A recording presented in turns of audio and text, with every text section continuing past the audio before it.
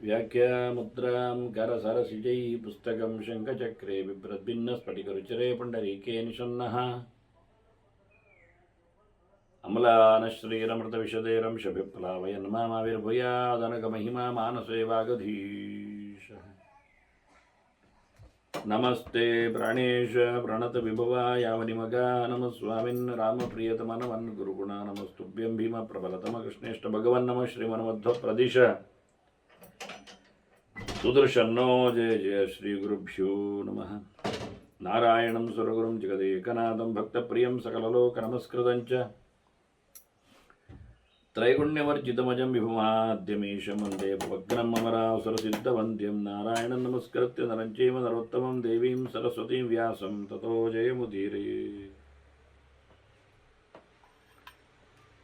ವೇದವ್ಯಾಸುರ ಮಹಾಭಾರತದ ಚಿಂತಕರಿಗೆ ವಂದನೆಗಳು. ಶಾಂತಿ ಪರ್ವದ 230ನೆಯ ಪ್ರವಚನ. ಬಹಳ ವಿಶೇಷವಾಗಿ ಮಿತ್ರದ್ರೋಹಿಯ ಕೃತಘ್ನನ ಬಗ್ಗೆ ಮಾಡಿದ ಉಪಕಾರವನ್ನು ಮರೆಯುವುದಷ್ಟೇ ಅಲ್ಲದೆ ಮಾಡಿದವರಿಗೆ ಅನ್ಯಾಯ ಮಾಡತಕ್ಕ ವ್ಯಕ್ತಿಯ ಅತ್ಯಂತ ನೀಚನ ಪಾಪಿಯ ಚಿಂತನೆಯ ಬಗ್ಗೆ ಧರ್ಮರಾಜ ಕೇಳಿದಾಗ ಬಹಳ ಸುಂದರವಾದ ಒಂದು ಕಥೆಯನ್ನು ಭೀಷ್ಮರು ಉಲ್ಲೇಖ ಮಾಡಿದರು. ಹಿಮಾಲಯದ ಆಚೆಗೆ ನಡೆದಿರತಕ್ಕ ಘಟನೆ ಇದು ಅಂತ ಇತಿಹಾಸವನ್ನು ಹೇಳುತ್ತಾರೆ. ಒಬ್ಬ ದರಿದ್ರ ಬ್ರಾಹ್ಮಣ ಬದುಕಿಗೋಸ್ಕರ ಹೋದವ ಆಚೆ ಬೇಟೆಗಾರರ ನಾಡಿನೊಳಗೆ ನೆಲೆಗೊಂಡು ತಾನು ಸಹ ಹಕ್ಕಿಗಳನ್ನು ಹರಿದು ಹಾಕಿ ಕೊಂದು ತಿನ್ನುವ ನೆಲೆಯಲ್ಲಿ ನೆಲೆಗೊಂಡಾಗ ಒಬ್ಬವನ ಸಹಪಾಠಿ ಒಟ್ಟಿಗಿದ್ದವ ಮಧ್ಯದೇಶದವನೇ ಆ ಕೃಷ್ಣಾಂಗನಲ್ಲಿ ಕೇಳಿಕೊಂಡ, ಏನಯ್ಯ ಇದು ಅಂತ. ಸರಿ ತಾನು ಬಿಟ್ಟೆ ಅಂತ ಹೇಳಿಕೊಂಡು ಹೊರಟ ಅಲ್ಲಿಂದ. ಆದರೆ ಬದುಕಬೇಕಲ್ಲ. ಬಂದವನೇನು ಅವನೊಟ್ಟಿಗೆ ಇರಲಿಲ್ಲ. ಯಾವುದೋ ಒಂದು ವ್ಯಾಪಾರಿಗಳ ಗಡಣಗಳ ಜೊತೆಯಲ್ಲಿ ಸಮುದ್ರ ಬದಿಯಲ್ಲಿ ಹೋದವ. ಅವರೆಲ್ಲ ಆನೆಯ ತುಳಿತದಿಂದ ಸತ್ರು, ಎಲ್ಲೆಲ್ಲೋ ಓಡಿ ಹೋದರು. ಇವನು ಸಹ ಓಡಿ ಹೋಗಿದ್ದಾನೆ. ಆದರೆ ಇವನಿಗೆ ಬಹಳ ವಿಚಿತ್ರವಾದ ಕಾಡು ಸಿಕ್ಕಿದೆ. ಅಲ್ಲಿ ಮರದಲ್ಲಿ ಬ್ರಹ್ಮದೇವನ ಗೆಳೆಯನಾಗಿ ನಿಂತ ಬಕ ಒಬ್ಬ ರಾಜಧರ್ಮ ಅಂತ ಹೇಳುವವ ಬಕಪಕ್ಷಿ ಸಿಕ್ಕಿದೆ. ಅದು ಇವನಿಗೆ ಸಹಾಯ ಮಾಡಬೇಕು, ದುಡ್ಡು ಕೊಡಬೇಕು, ಶ್ರೀಮಂತನಾಗಿಸಬೇಕು ಅನ್ನೋ ನೆಲೆಯಲ್ಲಿ ತನ್ನ ಫ್ರೆಂಡ್ ವಿರೂಪಾಕ್ಷನಲ್ಲಿಗೆ ಹೋಗ್ಲಿಕ್ಕೆ ಹೇಳಿದೆ. ಅವ ರಾಕ್ಷಸ ರಾಜ. ವಿರೂಪಾಕ್ಷನಲ್ಲಿ ಬಂದ ಬ್ರಾಹ್ಮಣ ಅವರು ಬರಮಾಡಿಸಿಕೊಂಡ. ಆದರೆ ಅವನ ಬಗ್ಗೆ ಇವ ಮಾತು ಕೇಳುತ್ತಾನೆ, ಯಾರಯ್ಯ ಏನಯ್ಯ ಕತೆ ಅಂತ. ಅವನು ನಾನು ಬ್ರಾಹ್ಮಣ ಅಂತ ಹೇಳುತ್ತಾನೆ. ಮತ್ತೆಂಥದ್ದು ಇಲ್ಲ ಅವನಲ್ಲಿ, ಕ್ವಾಲಿಫಿಕೇಶನ್ ಏನಿಲ್ಲ. ಇದ್ದದ್ದು ಶಬರಾಲಯದಲ್ಲಿ, ಬೇಡರ ಊರಿನಲ್ಲಿ. ಹಿಡಿದುಕೊಂಡದ್ದು ಹುಡುಗಿ ಒಬ್ಬಳು ಎರಡನೆಯ ಹೆಂಡತಿ ಆಗುವವಳು. ಒಂದು ದೃಷ್ಟಿಯಿಂದ ಗಂಡನನ್ನು ಕಳ್ಕೊಂಡವಳು. ಈತನು ಪರಿಚಯವನ್ನು ಸ್ಪಷ್ಟ ಹೇಳಿಕೊಂಡ. ಆದರೆ ರಾಜನಿಗೆ, ಅಂದರೆ ವಿರೂಪಾಕ್ಷನಿಗೆ, ರಾಕ್ಷಸನಿಗೆ ಕಸಿವಿಸಿಯಾಗಿದೆ. ಯಾಕೆಂದರೆ ಅವನು ಒಳ್ಳೆ ತಿಳ್ಕೊಂಡವ. ಇದೇನಾಗಿದೆ, ಎಡವಟ್ಟಾಗಿದೆ ಅಲ್ಲ, ಇವನಿಗೆ ಯಾವ ನೆಲೆಯಲ್ಲಿ ನಾನು ಸಹಾಯ ಮಾಡಲಿ? ಕಥಂ ವಾ ಸುಕೃತಂ ಮೇ ಸ್ಯಾತ್. ಈಗ ನಾನು ಮಾಡಿದ ಕರ್ಮಾಂಗಗಳು ಹಾಳಾಗಬಾರದು. ಯೋಗ್ಯನಿಗೆ ನಾನು ಕೊಡಬೇಕು. ಪೂರ್ಣವಾದ ಯೋಗ್ಯತೆ ಇವನಲ್ಲಿ ಇಲ್ಲ. ಕಥಂಕಾರಿ ವಿದಂಬವೈತ್. ಎಂತ ಮಾಡುವ ಏನು ವಿಷಯದಲ್ಲಿ ನಾನು ಅಲ್ಲಿ ಹೋಗಿ ಹೇಳುವ ಆಗುವುದಿಲ್ಲ. ಅಯಂ ವೈ ಜನ್ಮನಾ ವಿಪ್ರ, ಹುಟ್ಟಿನಿಂದ ಬ್ರಾಹ್ಮಣ ಇದ್ದಾನೆ ಅನ್ನೋದರಿಂದ ಗಮನಿಕೆ ಉಂಟು ಒಂದು ವಿಷಯ. ಹಾಗಾಗಿ ಅದರ ಬಗ್ಗೆ ವಿಶೇಷವಾದಂತಹ ಕಾಳಜಿ ಇದ್ದೇ ಇದೆ.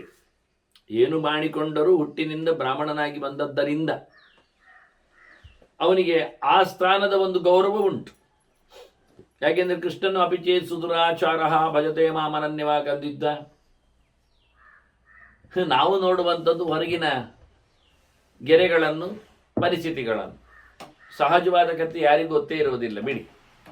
ಹೊರಗಿನಲ್ಲಿಯೂ ಅದಕ್ಕೆ ಮಾತನ್ನು ಕೃಷ್ಣ ಹೇಳುತ್ತಾನೆ. ಹೊರಗಿನಿಂದ ನೋಡಿಕೊಂಡಾಗ ಅಜಾಮೇಳ ಇರಲಿಲ್ವ? ಪರಿತ್ಯಕ್ತ ಆದ ತಕ್ಷಣ ಅವನು ಎಲ್ಲರಿಗಿಂತ ಉದ್ಧಾರಕ್ಕೆ ಬಹಳ ಎತ್ತರದ ಒಳಗಿನ ಪಕ್ವತೆಯಿಂದ ಹೋಗಲಿಲ್ವ? ಆದರೆ ನೀವು ಹುಟ್ಟಿದಾಗ ಬ್ರಾಹ್ಮಣನಾಗಿದ್ದಾನೆ ಎನ್ನುವುದರಿಂದ ಮತ್ತಿನ ಚರ್ಯೆಗಳ ಬಗ್ಗೆ ಲೆಕ್ಕಾಚಾರ ಮಾಡಿಕೊಳ್ಳದೆ ಅದೊಂದು ಮುಖ್ಯವಾದ ವಿಷಯ ಎಂದು ಗುರುತಿಸಿಕೊಂಡು ಪರಗುಣ ಪರಮಾಣುವನ್ನು ಪರ್ವತೀಕೃತ್ಯ ನಿತ್ಯಂ ಎಂದು ಹೇಳಿದ ಹಾಗೆ ಮತ್ತೊಬ್ಬನಲ್ಲಿರತಕ್ಕ ಚಿಕ್ಕ ವಸ್ತುವನ್ನೇ ಗುಣವನ್ನೇ ದೊಡ್ಡದಾಗಿ ಪರಿಗಣಿಸಿಕೊಂಡು ದೋಷವನ್ನು ಲೆಕ್ಕಿಸಿಕೊಳ್ಳದೆ, ಅದರಲ್ಲಿ ಎರಡನೇ ಪಾಯಿಂಟ್ ಏನು ಕೇಳಿದ್ರೆ ಸೂರತಸ್ಯ ಮಹಾತ್ಮನಃ, ನನ್ನ ಬೇಕಾದವನಿವನು, ನನಗಿಷ್ಟ ಬಕ ನಾಡೀಜಂಗ, ವಿಶೇಷವಾಗಿ ರಾಜಧರ್ಮ ಅಂತವನು ನಿಜವಾಗಿ ಧರ್ಮರಾಜನೇ ಆ ಲೆಕ್ಕದಲ್ಲಿ. ಅವನು ನನಗೆ ಫ್ರೆಂಡು, ಮಿತ್ರ, ಅವನ ಗೆಳೆಯ ಇವ, ಅವನು ಹೇಳಿ ಕಳಿಸಿದ್ದಾನೆ. ಪ್ರೇಷಿತ ಸಂಪ್ರೇಷಿತಶ್ಚ ತೇನಾಯಂ, ಸರಿಯಾಗಿ ನನ್ನೆಡೆಗೆ ಕಳಿಸಿಬಿಟ್ಟಿದ್ದಾನೆ ಅಂತ ತಕ್ಷಣ ಅವನ ಮಿತ್ರ ಆಗಿರುವಾಗ, ಕಳಿಸಿಕೊಟ್ಟಿರುವಾಗ, ಹುಟ್ಟು ಬ್ರಾಹ್ಮಣ ಹೌದಾಗಿರುವಾಗ ನಾನು ಯಾಕೆ ಸನ್ಮಾನ ಮಾಡಲಿಕ್ಕೆ ಅವನಿಗೆ ಹಿಂಜರಿಬೇಕು? ಸರಿ, ಇಷ್ಟಂಶವನ್ನು ತಗೊಂಡ. ತನಗೆ ಬೇಕಾದ ಲಾಭಾಂಶಗಳಲ್ಲಿ ಅಂದರೆ ಧರ್ಮ ಲಾಭಾಂಶಗಳಲ್ಲಿ ಯೋಚನೆ ಮಾಡುತ್ತಾ ಅವನು ಕಳಿಸಿದ್ದಾನೆ, ಅವನ ಮಿತ್ರನೇ ಇದ್ದಾನೆ ಹೇಳಿಕೊಂಡು ನಾನು ದೂಡ್ಲಿಕ್ಕೆ ಬರುವುದಿಲ್ಲ. ಯಾಕೆಂದರೆ ನನಗೆ ಅವನು ಭಾರಿ ಬೇಕಾದವನು. ಭ್ರಾತಾಮೇ ಬಾಂಧವಶ್ಚಾಸವು ಸಖಾಚೈವ ಪ್ರಿಯೋ ಮಮ, ನನಗೆ ಬಕ ಬಹಳ ಇಷ್ಟ, ನನ್ನ ಗೆಳೆಯ, ನನ್ನ ಅಣ್ಣನಂತೆ, ನನ್ನ ಬಂಧುವಾಗಿ ಅವನು ಮತ್ತೆ ಬಂದು ಹೋಗ್ತಾ ಇರ್ತಾನೆ ಇಲ್ಲಿ. ಹಾಗಾಗಿ ನಾನು ಅವನ ಬಗ್ಗೆ ಅಂದರೆ ರಾಕ್ಷಸ ಮತ್ತೆ ಹಕ್ಕಿ ಈ ಬಂಧುಗಳ ತನ ಯೋಚನೆ ಮಾಡಿ ಹೇಗೆ ಏನು ಅಂತ ಅದೇನಲ್ಲವೇ ಅಲ್ಲ, ಜಾತಿ ಬಾಂಧವ್ಯದ ಪ್ರಶ್ನೆಯೇ ಅಲ್ಲ. ಆದರೆ ಬಂದು ಹೋಗ್ತಾನೆ, ನನ್ನ ಇಷ್ಟವನ್ನು ಅವನು ನೆರವೇರಿಸಿಕೊಡ್ತಾನೆ, ನಾನು ಅವನ ಇಷ್ಟವನ್ನು ನೆರವೇರಿಸಿಕೊಡ್ತೇನೆ ಅನ್ನೋ ನೆಲೆಯಲ್ಲಿ ಆಗಲಿ ಅಂದ. ಓಹ್, ಕಾರ್ತಿಕ ಹುಣ್ಣಿಮೆ ನಂದು ನಿಜವಾಗಿ ವಿಶೇಷವಾದ ದಿನ ನಾಳೆ ಅಂತಾನೆ. ಯಾಕೆ ಅಂದರೆ ಧರ್ಮಶಾಸ್ತ್ರದ ಬಗ್ಗೆ ಕೆಲವು ಮಾತು ಹೇಳ್ತಾನೆ. ಕಾರ್ತಿಕ್ಯ ಮಧ್ಯ ಭೋಕ್ತಾರಃ ಸಹಸ್ರಮ್ಮೆ ದ್ವಿಜೋತ್ತಮ, ನನಗೆ ಕಾರ್ತಿಕದಲ್ಲಿ 1000 ಜನರಿಗೆ ಊಟ ಹಾಕಲಿಕ್ಕೆ ವ್ಯವಸ್ಥೆ ಉಂಟು. ನನ್ನ ಸಂಕಲ್ಪ, ನನ್ನ ರಿಚುವಲ್ ಆಚರಣೆ ಮಾಡ್ತಾ ಬಂದಿದ್ದೇನೆ. ಕಾರ್ತಿಕ ಮಾಸ ಅಂದರೆ ಭಾರಿ ವಿಶೇಷ. ಕೃತ್ತಿಕಾ ನಕ್ಷತ್ರದಲ್ಲಿ ಸಂಚಾರ ಮಾಡುವಂತಹ ವ್ಯವಸ್ಥೆ ಸೂರ್ಯನದ್ದು. ಅದರಲ್ಲಿಯೂ ಕೃತ್ತಿಕಾ ನಕ್ಷತ್ರಕ್ಕೆ ಅಗ್ನಿದೇವತೆ, ಆ ಹೊತ್ತಿನಲ್ಲಿ ದೀಪದ ವಿಶೇಷವಾದಂತಹ ಉತ್ಸವ. ದೀಪ ಅಂದರೆ ಜ್ಞಾನ ಅಂತ ಅರ್ಥ, ಜ್ಞಾನದೀಪ. ಜ್ಞಾನ ಪ್ರಕೀರ್ತ ಬೆಳಕು ಅಂದರೆ ಹಾಗೆ. ಆದ್ದರಿಂದ ತಿಳಿದವರನ್ನು ಮನ್ನಿಸುವುದಂದರೆ ಜ್ಞಾನಾಗ್ನಿಯನ್ನು ಬೆಳಗಿಸಿದಾಗೆ. ಈ ಜ್ಯೋತಿ ಹತ್ತಿಸಿದರೇನು ಅಥವಾ ಅದು ನಂದಿದರೇನು, ಅದು ರಾತ್ರಿ ಹೊತ್ತಿನಲ್ಲಿ ಮಾತ್ರ ಬೆಳಕನ್ನು ಕೊಡ್ತದೆ. ಹಗಲು ಹೊತ್ತಿನಲ್ಲಿ ದೀಪ ಹೊತ್ತಿಸಿ ಪ್ರಯೋಜನ ಆದರೆ ಏನುಂಟು ಅಗ್ನಿಗೆ? ಅದರಿಂದ 24 ಗಂಟೆಯೂ ಎಲ್ಲ ಊರಿನಲ್ಲಿಯೂ ಯಾವತ್ತೂ ಸಹ ಬೆಳಗುವ ಅಗ್ನಿ ಕೇಳಿದರೆ ಅದು ಜ್ಞಾನಾಗ್ನಿ. ಸರ್ವಕರ್ಮಾಣಿ ಭಸ್ಮಸಾತ್ ಕುರುತೆ ಅರ್ಜುನ ಅಂತ ಕೃಷ್ಣನೇ ಹೇಳಿದ್ನಲ್ಲ. ಅದರಿಂದ ಜ್ಞಾನಜ್ಯೋತಿಯನ್ನು ನಾನು ಬೆಳಗಿಸಬೇಕು. ಹಾಗಾಗಿ 1000 ಬ್ರಾಹ್ಮಣರ ಊಟ ಇದು ನನ್ನದು ಮಾಮೂಲಿ ಪದ್ಧತಿ. ಅದರಲ್ಲಿ ಇವನು ಸೇರಿ ತತ್ರಾಯಮಪಿ ಭೋಕ್ತಾತು ದೇವಸ್ಮೇಚ ಮೇಧನ. ಆಗ ನನಗೆ ಅವರೊಟ್ಟಿಗೆ ಇವನನ್ನು ಸೇರಿಸಿಕೊಂಡಾಗ ನನಗೆ ಕೊಡುವುದನ್ನು ಕೊಡಲಿಕ್ಕೆ ಬರ್ತದೆ ಅಂತ ಅವನಿಗೊಂದಿಷ್ಟು ನಾನು ಸಂಪತ್ತನ್ನು ಕೊಡ್ತೇನೆ ಅಂತ ಲೆಕ್ಕ ಹಾಕಿದ. ಕರೆಸಿಕೊಂಡ ಬಂದರು ಎಲ್ಲ ಬಹಳ ಅದ್ಧೂರಿಯಾಗಿ ಅವರಿಗೆ ಬೇಕಾಗಿರತಕ್ಕಂಥ ಬಟ್ಟೆ ಬರೆ, ಅದು ಏನು ರೇಷ್ಮೆ ಬಟ್ಟೆಯನ್ನೆಲ್ಲ ಕೊಟ್ಟಿದ್ದಾನೆ. ಕ್ರಮವೇ ಹಾಗೆ. ಅತಿಥಿ ಸತ್ಕಾರ ಅಂದರೆ ಬಟ್ಟೆಯಲ್ಲಿ ಕೊಡಬೇಕು. ಅದನ್ನು ಅವರು ಹೊಸತನ್ನು ಉಟ್ಟುಕೊಂಡು ಅದರಿಂದ ಅವರು ತಮ್ಮ ಭೋಜನಾದಿಗಳನ್ನು ನಡೆಸಬೇಕು ಅಂತ ಕ್ರಮ. ಆಸನಾದಿಗಳು ಅವರಿಗೆ ಬೇಕಾದದ್ದು, ಕೂತ್ಕೊಳ್ಳಿಕ್ಕೆ ಇರತಕ್ಕಂಥ ದರ್ಭೆಯ ಆಸನಗಳು, ಇವನ್ನೆಲ್ಲ ಬಹಳ ಚೆಂದ ಮಾಡಿ 1000 ಜನರಿಗೆ ಬ್ರಾಹ್ಮಣರಾಧನೆ ಅಂದರೆ ಬೃಹತಿ ಶಾಸ್ತ್ರ ಎನ್ನುವುದು ಆಚೆ ಈಚಿನ ಮೊದಲೇ ನಿನ್ನ ಕಥೆ ಅಲ್ಲ. 1000 ರೂಪಗಳ ಭಗವಂತನ ಚಿಂತನೆ ಎನ್ನುವುದು ದೊಡ್ಡ ಸಂಗತಿ. ವೈದಿಕವಾಗಿ ನೋಡಿಕೊಂಡಾಗ ಅದನ್ನು ನಡೆಸಿಕೊಡ್ತಾ ಇದ್ದೇವೆ. ಅದನ್ನು ಅಗ್ನಿಮುಖದಲ್ಲಿಯೋ ಅಥವಾ ಇನ್ನಿತರ ಮುಖದಲ್ಲಿಯೂ ಮಾಡುವುದಕ್ಕಿಂತ ಬ್ರಾಹ್ಮಣ ಮುಖದಲ್ಲಿ ಮಾಡತಕ್ಕಂತಹ ಹೋಮ ಹವನ ಪೂಜೆ ಪುನಸ್ಕಾರ ಅದು ಅತ್ಯಂತ ಶ್ರೇಯಸ್ಕರ ಅಂತೇಳಿ ಕೃಷ್ಣನೇ ಹೇಳಿಕೊಂಡಿದ್ದ. ಹೀಗಾಗಿ ಇವನು ಮಾಡ್ತಾ ಇರತಕ್ಕಂಥ ಒಂದು ವ್ಯವಸ್ಥೆ ಎಷ್ಟು ಚೆನ್ನಾಗಿದೆ. ಎಲ್ಲರನ್ನೂ ಸೇರಿಸುವಲ್ಲಿ ಇವನನ್ನು ಸೇರಿಸಿಕೊಂಡು ಮತ್ತು ಇವನ ಕರ್ಮ ಸ್ಪಷ್ಟವಾಗಿದೆ. ಎಲ್ಲ ದೈವಪಿತೃಕಾರ್ಯಾಭ್ಯಾನ್ನ ಪ್ರಮಿತವ್ಯ ಹೇಳಿದರೆ ದೈವಿಕವಾಗಿಯೂ ಪೈತೃಕವಾಗಿಯೂ ಇವನ ಕರ್ಮಗಳು. ವಿಶ್ವೇ ದೇವಾಹ ಸಪಿತರಹ ಸಾಗ್ನಯಶ್ಚ ಉಪಕಲ್ಪಿತಾ. ಅವನು ಕ್ರಮಬದ್ಧವಾಗಿ ವಿಶ್ವೇ ದೇವತೆಗಳನ್ನು ಕರೆದಿದ್ದಾನೆ. ಜೊತೆಯಲ್ಲಿ ದೇವತೆಗಳನ್ನು ಮಾತಾಡಿಸಿದ್ದಾನೆ. ಪಿತೃಕರ್ಮಗಳನ್ನು ಮಾಡ್ತಾ ಇದ್ದಾನೆ. ಪಿತೃಪಿತಾಮಹ ಪ್ರಪಿತಾಮಹನನ್ನು, ಮಾತೃಪಿತಾಮಹಿ ಪ್ರಪಿತಾಮಹಿಯರನ್ನು ಎಲ್ಲ ಕರಿತಾ ಇದ್ದಾನೆ. ಮತ್ತು ಎಲ್ಲ ಅಗ್ನಿಗಳನ್ನು ಚಿಂತನೆ ಮಾಡ್ತಾ ಇದ್ದಾನೆ. ಅಂದರೆ ಅಗ್ನಿ ಮಾಧ್ಯಮದಲ್ಲಿ ಹೋಮ ಹವನಗಳ ಜೊತೆಯಲ್ಲಿ ಪೈತೃಕವನ್ನು ಮಾಡ್ತಾ ಇದ್ದಾನೆ. ಕೇವಲ ಅದನ್ನು ಸೊನ್ನೆ ಮಾಡುವುದಿಲ್ಲ. ಶ್ರಾದ್ದಕರ್ಮ ಮಾಡುವಾಗ ಅಗ್ನಿಮುಖದಲ್ಲಿಯೂ ಪಿತೃದೇವತೆಗಳಿಗೆ ಆಹುತಿಯನ್ನು ಕೊಡಲಿಕ್ಕೊಂಡು, ಪಿತೃಪತಿಗಳಿಗೆ ಪ್ರಧಾನವಾಗಿ ಕೊಳ್ಳಿಕೊಂಡು, ಯಮಸೋಮ ಕವಿವಾಹರಿಗೆ ಅವಧಾನ ಕರ್ಮದಿಂದಲೇ ಬಹಳ ಸ್ಪಷ್ಟವಾಗಿದೆ. ಅದರಿಂದ ಮತ್ತೆ ಬ್ರಾಹ್ಮಣ ಭೋಜನಕ್ಕೆ ಯೋಗ್ಯ ಆಗುವುದು. ಯಾಕೆಂದರೆ ಹವಿಷ್ಯಾನ್ನ ಅಂತ ವಿಶೇಷವಾಗಿ ಅದರಿಂದ ಮತ್ತೆ ಪಿಂಡ ಪ್ರದಾನಕ್ಕೆ ಆಗುವಂಥ ಅದೇ ಹವಿಸ್ಸಲ್ಲಿ ತೆಗೆದುಕೊಂಡು ಅದು ಹೇಳುವ ಕಾರಿಕೆಯಲ್ಲಿ ಬಹಳ ಒಂದು ವಿಚಿತ್ರ ಇದೆ. ಅಂದರೆ ಅಪೂಪದ ಹೋಮ ಇದೆ. ಅದನ್ನು ಹೇಳುವಾಗ ಅಪೂಪಂ ಅಷ್ಟಧಾ ವಿಭಜ್ಯ ಅಂತಾರೆ. ಇವತ್ತು ಹೇಳಿಕೊಳ್ಳೋರು ಯಾರು ಎಲ್ಲಿಂದ ಹೇಳಿಕೊಂಡದ್ದು ಗೊತ್ತಿಲ್ಲ, ಹೇಳಿಕೊಳ್ತಾರೆ 8 ಭಾಗ ಮಾಡಲಿಕ್ಕುಂಟು. ಅಪೂಪ ಅಂದರೆ ಹತ್ತಿರ ಸಾಂದ ಇಟ್ಕೊಳ್ಳಿ, ಒಂದು ದೊಡ್ಡ ಅಪ್ಪ ಮಾಡಿ, ದೊಡ್ಡ ಅಪ್ಪವನ್ನು ಮಾಡಿಕೊಂಡ್ರೆ ಅನ್ನದಿಂದ ಮಾಡಿರತಕ್ಕಂಥ ಬೆಲ್ಲ ಹಾಕಿದ ಭಾಳ ಚಂದವಾದಂತಹ ತುಪ್ಪದಲ್ಲಿ ಕಾಯಿಸಿರತಕ್ಕಂಥ ಅಪ್ಪ ಅದು ಅಪೂಪ. ಅದೊಂದು ಅಂಗೈಗಲ ಇದ್ದರೆ ಅದನ್ನು 8 ತುಂಡು ಮಾಡಲಿಕ್ಕೆ ಉಂಟು ಅಂತಾರೆ. 3 ಆಹುತಿ ಕೊಡಲಿಕ್ಕೆ ಅಗ್ನಿಯಲ್ಲಿ ಅದೇ ಯಮಸೋಮ ಕವಿವಾಹರಿಗೆ ಎಂದು ಪಿತೃಪತಿಗಳಿಗೆ, ಮತ್ತು ಉಳಿದ 5 ತುಂಡು, 5 ತುಂಡಿನಲ್ಲಿ 2 ವಿಶ್ವೇ ದೇವಸ್ಥಾನಕ್ಕೆ, ವಿಶ್ವೇ ದೇವತೆಗಳಿಗೆ. ಸಾಮಸ್ಯರಿಗಾದರೆ ಪುರೂರವಾರ್ತರು ಇಟ್ಟುಕೊಳ್ಳುವ. ಇನ್ನು ಅಂತಿಶಾಸ್ತ್ರದಲ್ಲಿ ಬೇರೆ ಬೇರೆ ಜನರಿದ್ದಾರೆ, ಕಾಮಕಾಲರು, ಕ್ರತುದಕ್ಷರು ಎಲ್ಲ ಬರ್ತಾರೆ. ಇನ್ನು 3 ಪಿತೃಪಿತಾಮಹ ಪ್ರಪಿತಾಮಹರು ಆರಾಧ್ಯರು ಇವತ್ತು ಒಟ್ಟಿಗೆ ಮಾಡಲಿಕ್ಕಿಲ್ಲ. ಒಂದು ಮಾತೃ ಶ್ರಾದ್ದ, ಒಂದು ಪಿತೃಶ್ರಾದ್ದ ಅಂತ ಅದರ ಕೆಟಗರಿ. ಈ ಕೆಟಗರಿ ವಸುರುದ್ರಾದಿತ್ಯರಲ್ಲಿ ಚಿಂತನೆಯಲ್ಲಿ ಬರುವವರು ಪ್ರದ್ಯುಮ್ನ, ಸಂಕರ್ಷಣ, ವಾಸುದೇವರು ಲೆಕ್ಕದಲ್ಲಿ, ವಿಶ್ವೇ ದೇವತೆಗಳಲ್ಲಿ ಅನಿರುದ್ಧನು ಅಂತ ಲೆಕ್ಕಾಚಾರದಲ್ಲಿ. ಹೀಗೆ 5 ತುಂಡು ಅಲ್ಲಿಗೆ, 3 ತುಂಡು ಇಲ್ಲಿಗೆ, 8 ತುಂಡು ಮಾಡಲಿಕ್ಕೆ. ಇಲ್ಲಿ ಬ್ರಾಹ್ಮಣಾರಾಧನೆಗಿಂತ ಮುಂಚೆ ಗೋಗ್ರಾಸ ಮಾಡಲಿಕ್ಕೆ ಉಂಟು, ಮಾಮೂಲಿ ವಾಸ್ತವಾದ. ಹಾಗಾದರೆ ಇಲ್ಲಿ ಗೋವಿಗೆ ಎಲ್ಲಿ ಉಂಟು 1 ತುಂಡು? ಗೋವಿಗೆ 1 ತುಂಡು ಬೇಡವಾ? ಅಲ್ಲ, ಗೋಗ್ರಾಸ ಅಂತ ಹೇಳಿಕೊಂಡು ನಾವು ಹುಲ್ಲನ್ನೇ ಇಡ್ತೇವೆ ಅಂದರೆ ಹುಲ್ಲನ್ನು ಇಡಿ, ಇದನ್ನು ಕೊಡಿ. ಇದನ್ನು ಕೊಡ್ಲಿಕ್ಕೆಲ್ಲ ಯಾರು ಹೇಳಿದ್ರು? ಇದನ್ನು ಯಥೇಷ್ಟವಾಗಿ ಕೊಡುವುದಲ್ಲ, 1 ತುತ್ತು ಕೊಡುವುದ್ರಲ್ಲಿ ತಪ್ಪಿಲ್ಲಲ್ಲ. 8 ತುಂಡಿನ ಅಪೂಪದಲ್ಲಿ 1 ತುಂಡು ಹೆಚ್ಚಾದ್ರೇನು? ಆದ್ರಿಂದ ಅಪೂಪಂ ನವಧಾ ವಿಭಜ್ಯ ಆಗಬೇಕು ಅಂತ ನನ್ನ ವಾಕ್ಯ. ನನ್ನ ಚಿಂತನೆ, ನಾನು ಮಾಡುವಾಗ ಚಿಂತನೆಯಲ್ಲಿ ಹಾಗೆ ಮಾಡ್ತಾ ಇದ್ದೇನೆ. ನನಗೆ 1 ತುಂಡು ಬರಬೇಕು. ಬಡಿಸುವಾಗ ಬ್ರಾಹ್ಮಣ ಪೂರ್ವಕವಾಗಿ, ವೈಶ್ವೇ ದೇವಸ್ಥಾನ ಪೂರ್ವಕವಾಗಿ ಪಿತೃಸ್ಥಾನಕ್ಕೆ ಬಡಿಸುವಾಗ ಅಗ್ನಿಯಲ್ಲಿ ಕೊಟ್ಟದ್ದು ಶೇಷವನ್ನು ಉಳಿಸಿಕೊಳ್ಳುವಾಗ ಅದನ್ನು ಹಾಕುವ ವ್ಯವಸ್ಥೆ ಆಗಬೇಕು. ಒಂದು ದೃಷ್ಟಿಯಿಂದ ಬಹಳ ಸುಂದರವಾದಂಥ ಒಂದು ವ್ಯವಸ್ಥೆ ಆಗಬೇಕಾದ್ದು. ಇಷ್ಟಾದರೆ ಒಂದು ಇನ್ನು ಉಳಿದೋದ ವಿಷಯವನ್ನು ಕೇಳಿದರೆ ಇಲ್ಲಿ ಯಜಮಾನನಿಗೆ ಪಾಲು ಸಿಗಲಿಲ್ಲ. ಅವಿಶೇಷಗಳು, ಪಿಂಡಶೇಷಗಳಲ್ಲಿ ಬ್ರಾಹ್ಮಣಾರಾಧನೆ ಆದ ನಂತರ ಕೇಳಲಿಕ್ಕೆ ಉಂಟು, ಏನು ಮಾಡಲಿ ಅಂತೇಳಿ ಇಷ್ಟೇ ಸಬುಜ್ಯುತ ಹೇಳ್ತಾನವ. ಅದು ಉಳಿದ ಅನ್ನಪಾಕಗಳು ಮಾಡಿದ್ದೆಲ್ಲ ಅಡುಗೆಗಳು. ಆದರೆ ಇದು ಯಜ್ಞಶೇಷ, ಅದನ್ನ ವಾಸ್ತವವಾಗಿ ಮತ್ತು ಲೆಕ್ಕ ಹಾಕಿದರೆ ದಶದಾ ವಿಭಜ್ಯ ಆಗಬೇಕು. 1 ತುಂಡು ಯಜಮಾನನಿಗೆ ಅವಿಶೇಷವಾಗಿ ಸ್ವೀಕಾರ ಮಾಡ್ತಾನೆ ಅಂತಾದರೆ ಮಾಡಲಿಕ್ಕೆ ಉಂಟು, ಮಾಡಬೇಕಲ್ಲ, ಮಾಡೋ ಪ್ರಕಾರದಲ್ಲಿದ್ದರೆ. ಅದ್ಭುತವಾದ ಎಲ್ಲ ಕರ್ಮಗಳು. ಅದನ್ನು ಇವ ಸ್ಪಷ್ಟವಾಗಿ ನೋಡಿ, ಪಿತೃ ಕರ್ಮ ಮಾಡ್ತಾ ಇದ್ದಾನೆ. ಅಗ್ನಿ ಅಂದರೆ ನಾನು ಇದು ಹೇಳಲಿಕ್ಕೆ ಹೊರಟದ್ದು ಅಗ್ನಿ ಕಾರ್ಯ ಮಾಡದೆ ಕರ್ಮಾಂಗ ಮಾಡುವಂತಿಲ್ಲ ಅಂತ, ಅದು ಲೋಪ ಮಾಡಲಿಕ್ಕಿಲ್ಲ. ಶ್ರಾದ್ದ ಮಾಡುವಾಗ ಅಗ್ನಿಮುಖದ ಸಮಾರಾಧನೆ ಆಗಲಿಕ್ಕೇ ಬೇಕು. ಅತ್ಯಂತ ಕಮ್ಮಿ ಮಟ್ಟದ ಆಹುತಿಗಳಾದರೂ ವ್ಯವಸ್ಥಿತವಾಗಿ ಆಗಬೇಕು ಮಾತ್ರ, ಸುಮ್ಮನೆ ಕಾಟಾಚಾರಕ್ಕಲ್ಲ. ಅದನ್ನು ಪೂರ್ಣ ಒಂದು ಕಡೆ ಮುಗಿಸಿಯೇ ಮತ್ತೆಲ್ಲ ಮಾಡಬಹುದು. ಮಧ್ಯ ಮಧ್ಯದಲ್ಲಿ ಕರ್ಮಾಂಗಗಳಿಗೆ ಎಡವಟ್ಟಾಗುತ್ತೆ ಹೇಳಿ ಇಡೀ ಸಮಗ್ರವಾಗಿ ಅದನ್ನು ಲೋಪ ಮಾಡುವುದಕ್ಕಿಂತ ಏಕತ್ರ ಒಮ್ಮೆಲೆ ಅದನ್ನೆಲ್ಲ ಮುಗಿಸಿ ಮತ್ತೆ ಬ್ರಾಹ್ಮಣಾರಾಧನೆಗೆ ಹೋಗ್ಬೋದು, ಮುಂದುವರಿಬೋದು ಅಂತ. ಹೀಗೆ ಬಹಳ ಚಂದವಾಗಿ ರಾಕ್ಷಸನೇ ಸಹ ಪಿತೃಕಾರ್ಯ ಮಾಡುತ್ತಾನೆ, ಅಗ್ನಿಕಾರ್ಯ ಮಾಡಿದ್ದಾನೆ, ದೇವತಾ ಉದ್ದೇಶ ಕರ್ಮಗಳನ್ನು ಮಾಡುತ್ತಾ ಇದ್ದಾನೆ, ಎಲ್ಲರನ್ನು ಕರೆದಿದ್ದಾನೆ, ಅವರನ್ನೆಲ್ಲ ಚಿಂತನೆ ಮಾಡಿ ಮತ್ತೆ ತಿಲ ದರ್ಬೋದಕೇನಾಥ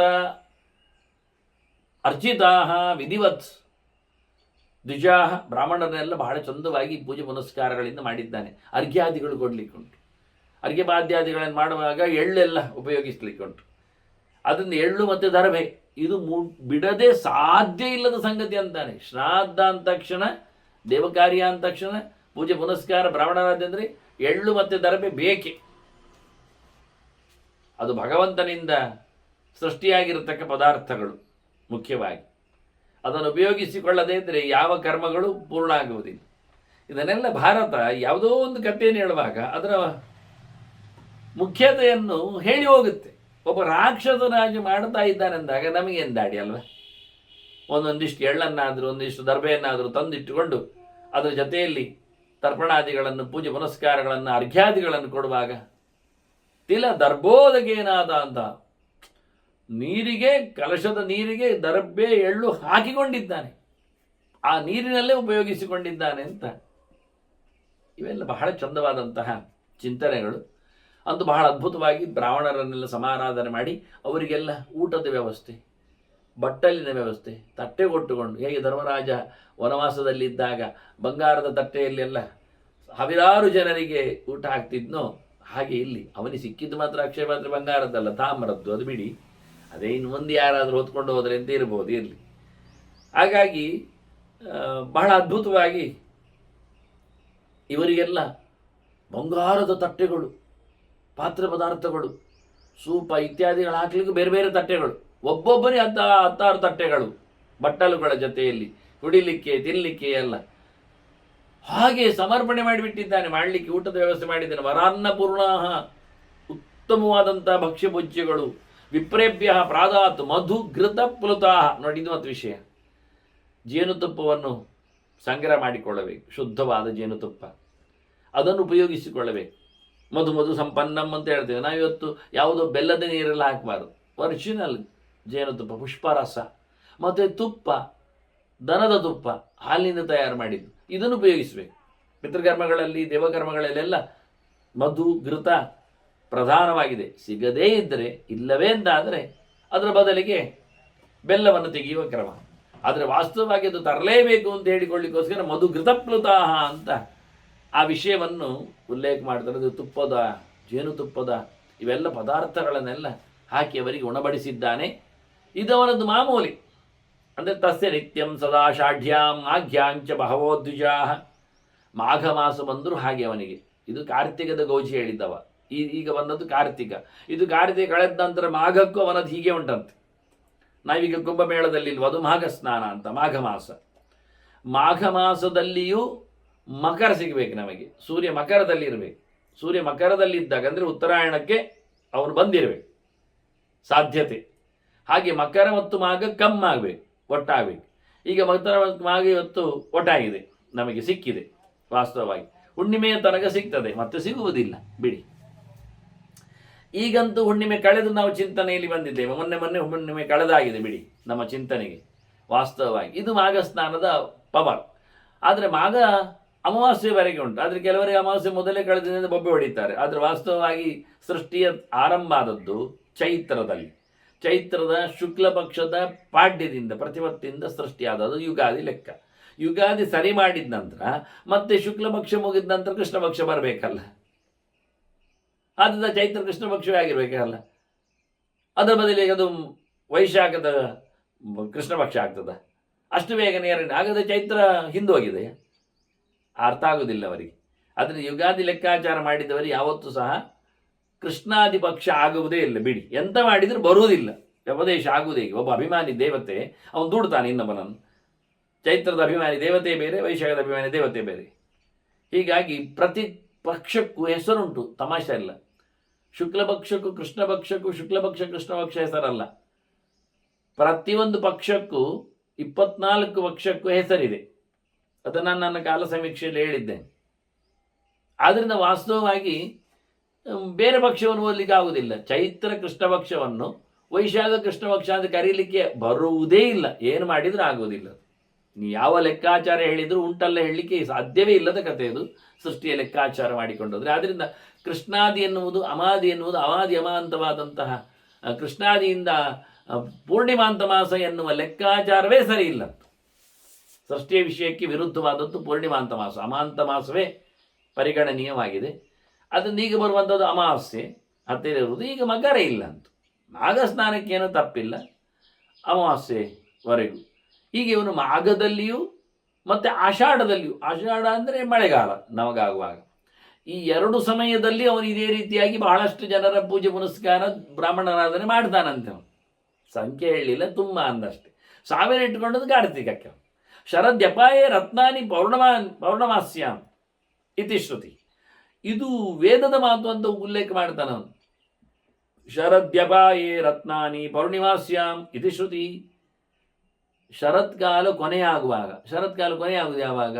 ಕಾರ್ತಿಕದಲ್ಲಿ. ಆಶ್ವೀಜ ಕಾರ್ತಿಕ ಎರಡು ಶರತ್ತಿನ ಕಾಲ, ಶರದ್ ಋತುವಿನ 2 ತಿಂಗಳು ಆಶ್ವೀಜ ಮತ್ತೆ ಕಾರ್ತಿಕ. ಅದರಿಂದ ಕಾರ್ತಿಕದ ಪೂರ್ಣಿಮೆಯಲ್ಲಿ ಶರತ್ ತಿಂಗಳ ವಿಶೇಷವಾದಂತಹ ಕೊನೆಯ ಹೊತ್ತಿನಲ್ಲಿ, ಇನ್ನೂ ಹುಣ್ಣಿಮೆ ಇಲ್ಲ ಶರತ್ಕಾಲಕ್ಕೆ, ಇದ್ದ ಒಂದು ಹುಣ್ಣಿಮೆ ಮುಗಿದಿದೆ ಆಶ್ವಿನದಲ್ಲಿ, ಅದು ರಮೆಯ ಆರಾಧನೆಯ ರಮೋತ್ಸವ ಅದು ಸಂದರ್ಭ. ಇದು ಭಗವಂತನ ದಾಮೋದರನ ಚಿಂತನೆ. ಹಾಗೆ 2 ಮುಖ. ಅದರಿಂದ ಇಲ್ಲಿ ಕಾರ್ತಿಕ ಆದ ನಂತರ ಆಶ್ವೀಜ, ಕಾರ್ತಿಕ, ಮಾರ್ಗಶಿರ. ಅದು ಮಾಸಾನ ಮಾರ್ಗಶೀರ್ಷೋಸ್ಮಿ ಅಂತ ಕೃಷ್ಣ ಹೇಳಿಕೊಂಡ, ಅದಕ್ಕೆ ಆರಂಭದ ಕತೆ ಕೊಟ್ಟ, ಅಲ್ಲಿಂದ ಕೇಶವ ರೂಪದ ಚಿಂತನೆ ಬರಲಿಕ್ಕೆ ಕಾರಣ. ಅದರಿಂದ ಕಾರ್ತಿಕ ಎನ್ನುವುದೊಂದು ದೃಷ್ಟಿಯಿಂದ ಕೊನೆ. ಅಲ್ಲಿನ ಹುಣ್ಣಿಮೆ ಚಂದ್ರನ ಪೂರ್ಣವಾದಂತಹ ವ್ಯವಸ್ಥೆ ಚಿಂತನೆ. ಆಗ ವಿಶೇಷವಾದಂತಹ ಸೇವೆ ಪುನಸ್ಕಾರ ಮಾಡಲಿಕ್ಕೆ ಅದೇ ಆಮಲಕದ ಉತ್ಸವಗಳು, ಧಾತ್ರಿ ಪೂಜೆಗಳು ಇವೆಲ್ಲ ಆಗುವಂಥ ಸಂದರ್ಭ. ಆದ್ದರಿಂದ ಆಗೆಲ್ಲ ರತ್ನಗಳನ್ನೆಲ್ಲ ಕೊಡ್ಲಿಕ್ಕೆ ಉಂಟು ಅಂತ ಕತೆ ಅಂತೆ. ಹಾಗಾಗಿ ಇವನು ಎಲ್ಲ ರತ್ನಗಳ ಕತೆ ಹೇಳ್ತಾನೆ.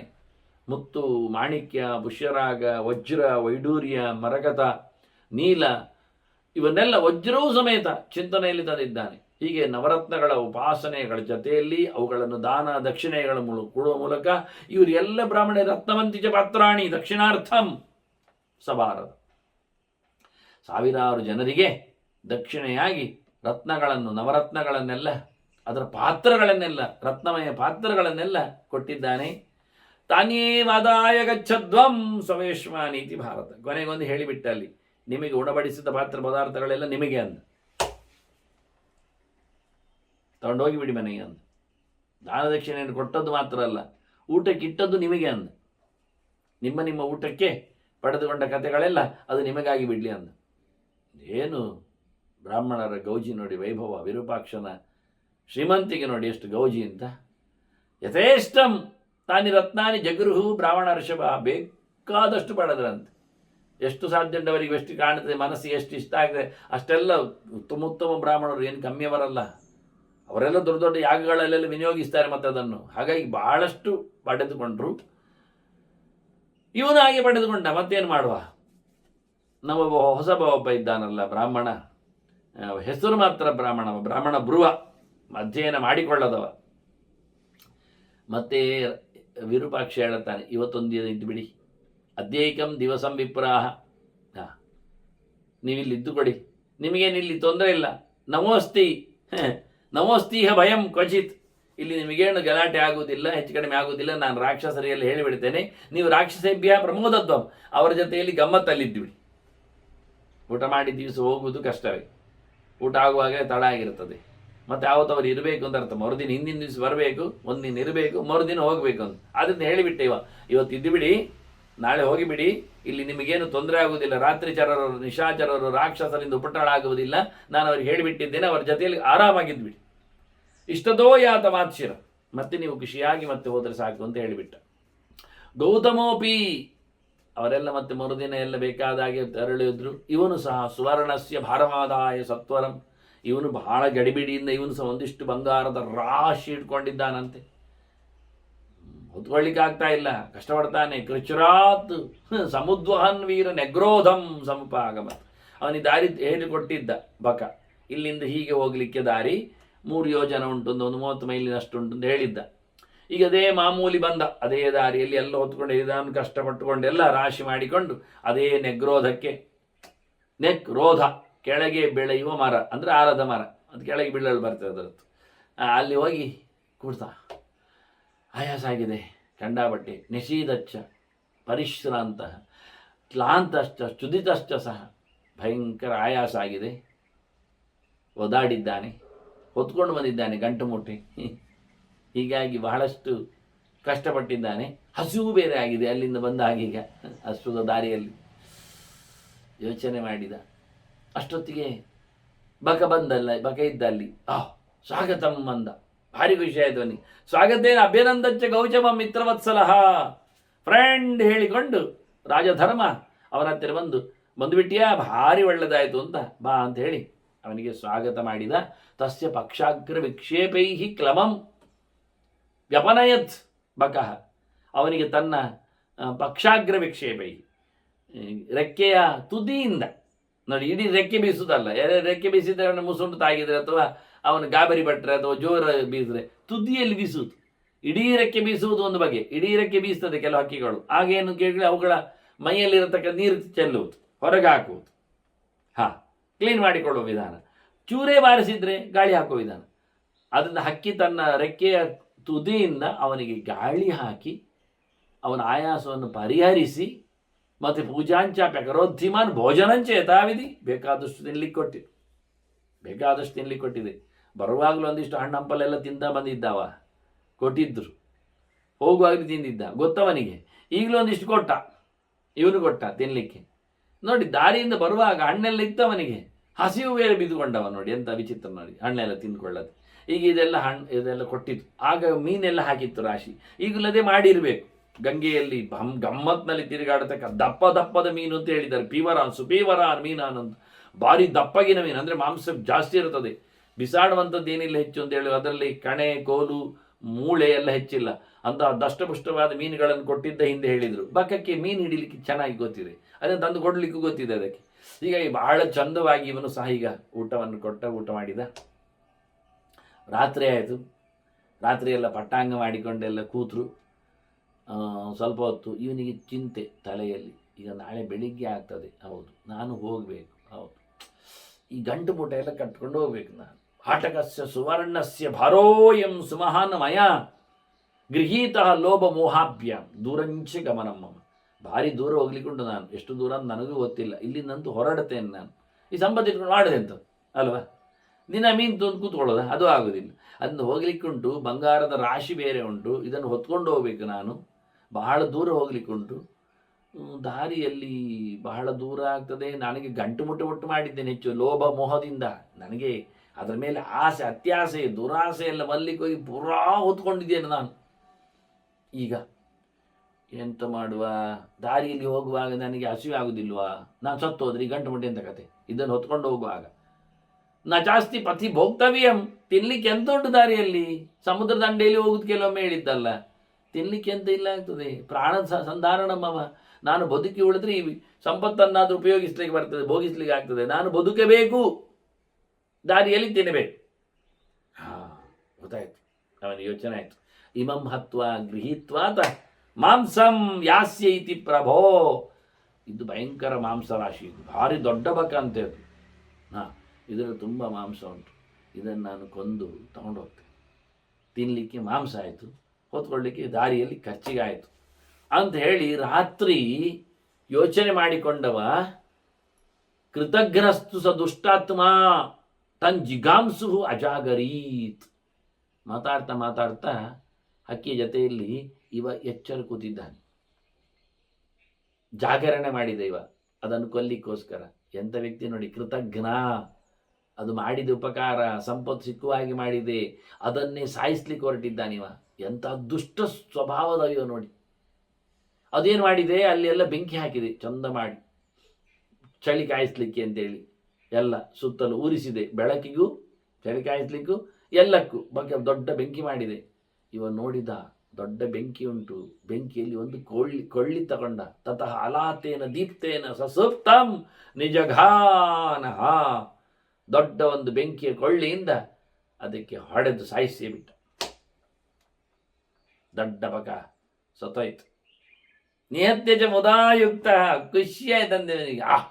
ತಿನ್ನಲಿಕ್ಕೆ ಸಿಕ್ಕಿತಾ ಇಲ್ವಾ? ಗಂಟು ಮುಟ್ಟೆ ಹೊತ್ಕೊಂಡು ಹೋಗುವಾಗ ಇನ್ನೇನು ಕಷ್ಟ ಇಲ್ಲ. ಗಟ್ಟಿ ಮುಟ್ಟಿದ್ರೆ ಎಷ್ಟು ಹೊತ್ಕೊಂಡು ಹೋಗ್ಬೋದು ಹೇಳಿ. ಜೋರಾಗಿ ತಿಂದ್ರೆ ಆಯ್ತು ಹೇಳಿ ಭಾಳ ಖುಷಿ ಪಟ್ಟಂತೆ. ಸತ್ತಿತು ಅಂತ. ಭೀಷ್ಮರ ಕಥೆಯಾಗಿ ಹೇಳ್ತಾರೆ, ಸೋನು ಬಂಧಂ ನ ದೃಷ್ಟವಾನ್. ಅವನ ಬೆನ್ನ ಹಿಂದೆ ಬಂದ ಪಾಪ ಗೊತ್ತಿಲ್ಲ ಅವನಿಗೆ. ಪರಮ ಪಾಪಿಯಾಗಿದ್ದಾನೀಗ, ಉಪಕಾರ ಮಾಡಿದವನನ್ನೇ ಕೊಂದಿದ್ದಾನೀಗ. ಅನುಬಂಧಂ, ಬಂಧನ, ತಕ್ಷಣ. ಹೇಗೆ ಇಂದ್ರನಿಗೆ ವೃತ್ರಾಸನ ಕೊಂದಾಗ ಅಲ್ಲಿ ಹಿಂದೆ ಬಂತಲ್ಲ, ಬೆನ್ನ ಹಿಂದೆ ಬ್ರಹ್ಮಹತ್ಯೆ ಅಂತ ಹೇಳಿಕೊಂಡು. ಹಾಗೆ ಕಾಣುವುದಿಲ್ಲ ನಮಗೆ ಮಾಡಿದ ಅನ್ಯಾಯಕ್ಕೆ ನಮ್ಮ ನೆರಳನ್ನು ಹಿಡಿದುಕೊಂಡು ಬಂದಾಗೆ ಮೃತ್ಯು ಬರ್ತದೆ. ಪಾಪಿ ದೇವತೆ ಬರ್ತದೆ ಬೆನ್ನ ಹಿಂದೆ. ಪಾಪಿ ದೇವತೆ ಅಲ್ಲದು, ದುಷ್ಟ ರಕ್ಕಸಿ ಹಿಡ್ಕೊಳ್ತದೆ ಇವನನ್ನು. ನೋಡ್ತಾ ಇಲ್ಲ ಇವ ದುರುಳ, ಧೂರ್ತ, ದುಷ್ಟ, ಮಾಡಿದ ಅನ್ಯಾಯ ಬೆನ್ನ ಹಿಂದೆ ನೋಡಲಿಲ್ಲ, ಅವನಿಗೆ ಕಾಣಲಿ ಸಿಗಲಿಲ್ಲ ಅಂತ ಗಮ್ಮತ್ತಾಯಿತು. ಅವನು ತಿಳ್ಕೊಂಡ. ಹಿಡಿದ ಹಕ್ಕಿಯನ್ನು ಸತಂ ವಿಪಕ್ಷ ರೋಮಾಣ ಕೃತ್ವ ಜೀವಪರಸ್ತತ, ಹೊಟ್ಟೆ ಹೊರೆದುಕೊಳ್ಳಬೇಕೆನ್ನತಕ್ಕಂಥ, ಬದುಕಿ ಉಳಿಬೇಕೆನ್ನತಕ್ಕಂಥ ಕಾಳಜಿಯಿಂದ ಅದರದ್ದೆಲ್ಲ ಕಿತ್ತ.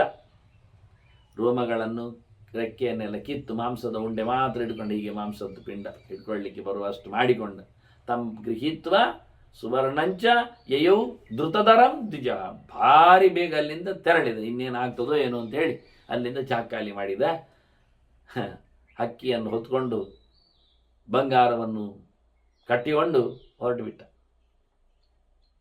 ಹೌದ, ಇಲ್ಲಿ ವಿರೂಪಾಕ್ಷ ರಕ್ಕಸ ಯೋಚನೆ ಮಾಡ್ತಾನೆ.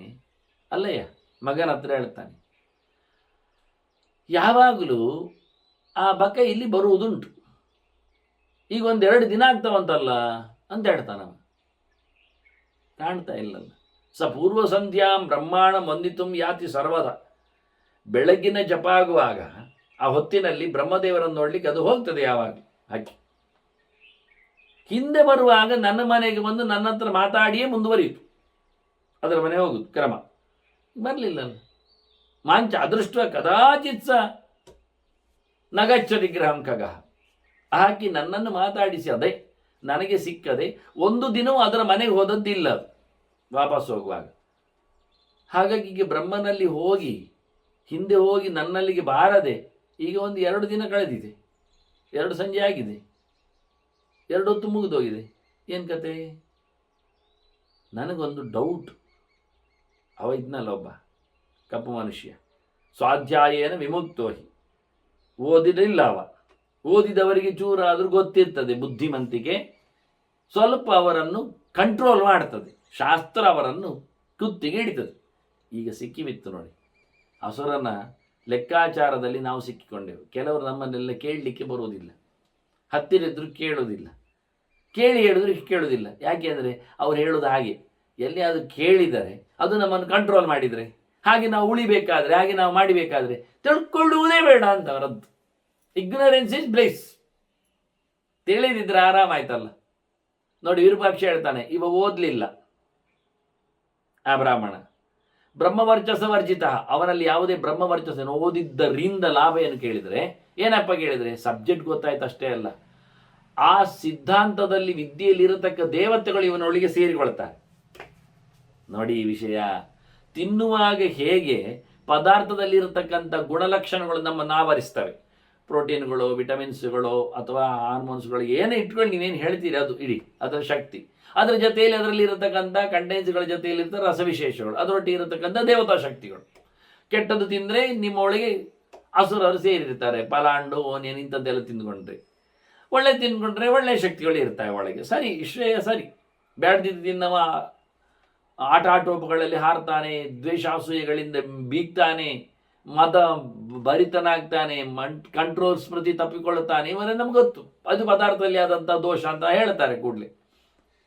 ಹಾಗಾಗಿ ಪದಾರ್ಥ ಹೇಗೆ ಪರಿಣಾಮ ಬೀರ್ತದ ಊಟ ಮಾಡಿದಾಗ, ಹಾಗೆ ಕಿವಿಯೊಳಗೂ ಬಿದ್ದ ಶಬ್ದಗಳು, ಶಾಸ್ತ್ರಗಳು ಹಾಗೆ ಪರಿಣಾಮ ಬೀರ್ತವೆ. ಒಳ್ಳೆಯ ವಿಷಯಗಳನ್ನು ಕೇಳಿದರೆ ಒಳ್ಳೆಯ ಸಂಸ್ಕಾರ ಬರ್ತದೆ, ಕೆಟ್ಟ ವಿಷಯಗಳನ್ನು ಕೇಳಿದರೆ ಕೆಟ್ಟ ಸಂಸ್ಕಾರ ಬರ್ತದೆ. ನೋಡ್ಯವಾ, 2 ಗಿಳಿ ಮರಿಯ ಕತೆ. ಒಬ್ಬ ಹೊತ್ಕೊಂಡು ಹೋದ ಬ್ರಾಹ್ಮಣ ಅಗ್ನಿಹೋತ್ರಿ, ಇನ್ನು ಹೊತ್ಕೊಂಡು ಹೋದ ಒಂದು ಮರಿಯನ್ನು ಸೌನಿಕ, ಹಿಂಸೆ ಮಾಡುವ ಕೊಲೆಗಾರ. ಅವನ ಮನೆಯಿಂದ ಹಾಕಿ ಏನು ಹೇಳ್ತದೆ, ಕೊಲೆ, ಕಡಿ, ಹೊಡಿ, ಬಡಿ, ತಿನ್ನು ಹೇಳ್ತದೆ. ಅದು ಅದ್ರ ಕಿವಿಗೆ ಅದೇ ಬಿದ್ದಿದೆ, ಅದೇ ಬರ್ತದೆ, ಅದೇ ಯೋಚನೆ, ಅಷ್ಟು ಕ್ರೂರ ಆಗಿದೆ. ಇದು ಅಗ್ನಿಹೋತ್ರಿ ಮನೆಯಲ್ಲಿ ಕೂತದ್ದು, ಸ್ವಾಗತಂ ಓಂ ಭೂಹು ಓಂ ಭುವಃ ಎಲ್ಲ ಹೇಳ್ತಾ ಉಂಟು ಕೂತ್ಕೊಂಡು. ಇದು ಅದರಲ್ಲಿ ಬರತಕ್ಕ ಕಥೆಗಳು. ಹಾಗೆ ಕಿವಿಯಲ್ಲಿ ಹೊಕ್ಕದ್ದು ಸಂಸ್ಕಾರಕ್ಕೆ ಕೆಲಸ ಮಾಡ್ತದೆ, ಸೌಮ್ಯತೆಯನ್ನು ಕ್ರೂರತೆಯನ್ನೆಲ್ಲ ಉಂಟು ಮಾಡ್ತದೆ. ಆದರೆ ಇವ ಏನು ಕೇಳಲಿಲ್ಲ, ಕೇಳದೇ ಇರುವುದರಿಂದ ಅವನೊಳಗೆ ಯಾವುದೇ ದೇವತಾ ಶಕ್ತಿಗಳ ಪ್ರವೇಶ ಆಗದೇ ಇರುವುದರಿಂದ ಅವನಲ್ಲಿ ಯಾವುದೇ ರೀತಿಯಾದ ವೇದ ವರ್ಚಸ್ಸು, ಬ್ರಹ್ಮ ವರ್ಚಸ್ಸು ಕಾಣುವುದಿಲ್ಲ ನನಗೆ. ಸಗತಃ ತತ್ರ ಮೇ ಶಂಕ ಅನ್ಯಾತ್ತಂ ಸದ್ವಿಜಾತಮಃ, ನನಗೆ ಅವನ ಮೇಲೆ ಡೌಟ್. ಕೊಂದಾನ್, ಅಧಮ ದ್ವಿಜವ, ಕೆಟ್ಟವ, ಹೇಸಿಗೆಯವ, ಸರಿ ಇಲ್ಲವ.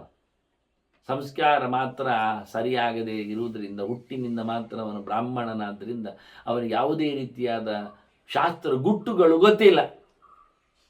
ದುರಾಚಾರ, ಕೆಟ್ಟವ, ಕೆಟ್ಟ ಆಚಾರದಲ್ಲಿದ್ದವ, ಅವನ ದೇಶ ಎಲ್ಲ ಹೇಳಿಕೊಂಡ ಹಾಳು. ದುರ್ಬುದ್ಧಿ, ಒಳ್ಳೆ ಬುದ್ಧಿ ಇಲ್ಲ. ನನಗೆ ಯಾಕೆ ಗೊತ್ತಾಯಿತು ಅಂದರೆ ಇಂಗಿತೈಹಿ ಲಕ್ಷಿತೋಮಯ, ನಾನಿಲ್ಲಿ ಅವನನ್ನು ಅಬ್ಸರ್ವ್ ಮಾಡ್ತಾ ಇದ್ದೆ. ಅವನ ಹಾವಭಾವಗಳಿಂದ ನನಗೆ ಅಂದಾಜು ಆಗಿದೆ ಅವನು ಒಳ್ಳೆಯವನಲ್ಲ ಅಂತ. ಕ್ರೂರಿ ಇದ್ದ. ನನಗೆ ಅರ್ಥ ಆಗ್ತಾ ಇದೆ ಈಗ. ಅಂದೆ ಜಟಾಸುರನ ಕತೆ ಹೀಗೆ ಇತ್ತಲ್ಲ, ಭೀಮಸೇನ ಅವನು ಹೇಳ್ತಾನಲ್ಲ ಧರ್ಮರಾಜನೇ, ನನಗೆ ಗೊತ್ತುಂಟವ ಬ್ರಾಹ್ಮಣ ವೇಷ ಇಟ್ಕೊಂಡಿದ್ದ, ನಮ್ಮೊಟ್ಟಿಗೆ ಬಂದಿದ್ದ, ಅವನೆಲ್ಲ ಆಯುಧ ಮುಟ್ಟುವುದು, ಆಚೀಚೆ ನೋಡುವುದು ಎಲ್ಲ ಮಾಡುವಾಗ ನನಗೆ ಅರ್ಥ ಆಗಿತ್ತು ಇವನೇನೋ ಮೋಸ ಇದ್ದಾನೆ. ಆದರೆ ಬ್ರಾಹ್ಮಣ ವೇಷಕ್ಕೆ ಬೆಲೆ ಕೊಡಬೇಕು ಅಂತ ಸುಮ್ಮನೆ ಇದ್ದೆ. ಅವು ವೇಷ ಕಳಚಿರಿ, ಒಮ್ಮೆ ಮಾಡ್ತೇನೆ ಅಂತೇಳಿ ಒಂದಿನ ಏನು ಮಾಡಿದವ, ವೇಷ ಕಳಚಿದ, ರಕ್ಕಸನಾಗಿ ಬಿಟ್ಟ, ಎಲ್ಲರನ್ನು ಹೊತ್ಕೊಂಡು ಹೊರಟ ಮೇಲಕ್ಕೆ. ಆಗ ಭೀಮಸೇನ ಹೇಳಿ, ಈಗ ನಿಮಗೆ ಬಡಿಬೋದು, ಯಾಕೆ ನೀನೀಗ ಬ್ರಾಹ್ಮಣ ವೇಷದಲ್ಲಿ ಇಲ್ಲ. ಏನು ಗಮ್ಮತ್ತು ನೋಡಿ. ಹಾಗೆ ಬಹಳ ಚಂದವಾಗಿ ವೇಷಕ್ಕೆ ಬೆಲೆ. ಜರಾಸಂಧನು ನೋಡಿ, ಈ 3 ಜನ ವೇಷದಲ್ಲಿ ಬಂದಿದ್ದಾರೆ, ಬ್ರಾಹ್ಮಣ ವೇಷದಲ್ಲಿ ಬಂದಿದ್ದಾರೆ. ಕೃಷ್ಣ, ಅರ್ಜುನ, ಭೀಮ ಗೌರವಿಸಿದ್ದಾನವ. ಹೇಳಿದ್ದಾರೆ ವೇಷಕ್ಕೆ ಮರ್ಯಾದೆ ಉಂಟು, ಕೊಟ್ಟಿದ್ದೇನೆ ಅಂತ. ಮತ್ತೆ ಕೇಳುತ್ತಾನವ, ನೀವು ಯಾಕಿರಿ ವೇಷ ಬಿಟ್ಟು ಬಂದಿದ್ದೀರಿ, ವೇಷ ಹಾಕಿ ಬಂದಿದ್ದೀರಿ ಮೋಸ ಮಾಡಲಿಕ್ಕೆ ಅಲ್ಲಪ್ಪ ವೇಷ ಹಾಕಿ ಬಂದದ್ದು. ಮತ್ತೆ ನಾವು ಆಯುಧ ಇಟ್ಕೊಂಡು ಬಂದರೆ ನೀನೇನು ಹೇಳ್ತಿ? ಏನು ಹೇಳ್ತಿ? ಆಯುಧ ಹಿಡಿದೇ ಬಂದಿದ್ದಾರೆ 3 ಜನ, ನನ್ನನ್ನು ಕೊಲ್ಲಿಕ್ಕೆ ನಿಂತಿದ್ದಾರೆ, ನಾನು ಎಲ್ಲಿಯಾದರೂ ಏಕಾಂತದಲ್ಲಿ ಸಿಕ್ಕಿದ್ರೆ 3 ಜನ ಒಟ್ಟು ಸೇರಿ ನನ್ನನ್ನು ಆಯುಧದಲ್ಲಿ ಗೊಲ್ತಿದ್ರು, ಪುಣ್ಯಕ್ಕೆ ನಾನು ಬಚಾವಾದೆ ಅಂತ ಹೇಳ್ತಿದ್ದಿ. ಎನಿಹೌ ಆಪರ್ಚುನಿಟಿ, ಅದು ಅವಕಾಶ. ಇದು ಜನರು ಅವಕಾಶವಾದಿಗಳು. ನಾವು ಆಯುಧ ಬಿಟ್ಟು ಬಂದರೆ ನೀನು ಎಲ್ಲಿ ಸಿಕ್ಕಿದ್ರು ನಾವು ಹೊಡಿಲಿಕ್ಕೆ ಬಂದದ್ದು, ತಯಾರಾಗಿ ಬಂದದ್ದು ಹೇಳಲಿಕ್ಕೆ ಆಗುವುದಿಲ್ಲಲ್ಲ. ಮತ್ತು ನಮಗೆ ಕೊಲ್ಲೋ ಉದ್ದೇಶವೇ ಇರಲಿಲ್ಲ, ನಿನ್ನ ಬಡಿಯುವ ಉದ್ದೇಶವೂ ಅಲ್ಲ. ಕಟ್ಟಿ ಹಾಕಿದಿ ರಾಜರನ್ನು ಬಿಟ್ಟುಬಿಡು. ರುದ್ರಯಾಗದಲ್ಲಿ ಮಂಡೆ ಕಡಿಯುವ ಕತೆ ವೇದದಲ್ಲಿ ಇಲ್ಲ ಅನ್ನೋದನ್ನು ನಿನ್ನ ಹೇಳಲಿಕ್ಕೆ ಬಂದದ್ದು. ನೀನು ಎಂಥ ಕೆಟ್ಟ ಶೈವನೇ ಆಗು, ಅದು ವಿಷಯ ಅಲ್ಲ. ನಮಗೆ ವೇದ ಸಿದ್ಧಾಂತ ಮುಖ್ಯ. ಅವೈದಿಕವಾದ ಮಖವನ್ನು ನಾವು ವಿರೋಧಿಸ್ತೇವೆ. ಇಲ್ಲಾದರೆ ನಿನ್ನನ್ನು ಮುಗಿಸ್ತೇವೆ, ಮಾಡದಂತೆ ಮಾಡುತ್ತೇವೆ. ಒಂದು ನೀನೇ ನಿಲ್ಲಿಸು, ಒಂದು ನಾವು ನಿಲ್ಲಿಸ್ತೇವೆ, ಹೇಗೆ ಬೇಕಾ. ಇಲ್ಲ ನಾನು ಮಾಡಿಯೇ ಸಿದ್ಧ, ನನ್ನನ್ನು ಮುಗಿಸಿ ಬೇಕಾದ್ರೆ ಏನು ವೈಖರಿ ಮಾಡಿ ಅಂದ, ಮತ್ತೆ ಹೋರಾಟ ನಿನ್ನಿಂದದು ವಿಷಯ ಬೇರೆ. ಹಾಗೆ ಹೋಗುವಾಗ ವೇಷಕ್ಕೆ ಮರ್ಯಾದೆ ಅವನು ಕೊಟ್ಟಿದ್ದ. ಯೋಚನೆ ಮಾಡಿಕೊಳ್ಳಿ ಅಂತಾನೆ. ಬ್ರಹ್ಮಜ್ಞಾನಿಯನ್ನಾಗಲಿ ತಿಳಿದವನನ್ನಾಗಲಿ ನೇರ ಆಕ್ಷೇಪ ಮಾಡುವಂತೆ ಆಗುವುದಿಲ್ಲ. ಅವನ ಹತ್ರ ಕೇಳಿಕೊಂಡ್ರ, ಮಾತಾಡಿದ್ರ, ತಿಳಿದ್ರ, ಅವನ ಇಂಟರ್ವ್ಯೂ ಆಯ್ತಾ ನಿಮಗೆ, ಸತ್ಯ ನಿಮಗೆ ಗೊತ್ತುಂಟ, ಮತ್ತೆ ಹೇಳುವುದೇನು ಬಂತು? ಕಣ್ಣಾರೆ ಕಂಡರೂ ಪರಾಮರ್ಶಿಸಿ ನೋಡಬೇಕು ಅಂತ. 100 ಜನ ಅಲ್ಲ, 1000 ಜನ ಬೇಕಾದ್ರೆ ಹೇಳಲಿ ಸರೋವರದಲ್ಲಿ ಮಾವಿನಕಾಯಿ ಇಲ್ಲ ಅಂತ. ಆದರೆ ಇಟ್ಟು ಬಂದವನ ಹತ್ರ ಕೇಳಿದ್ರ ಉಂಟಾ ಇಲ್ವಾ ಅಂತ?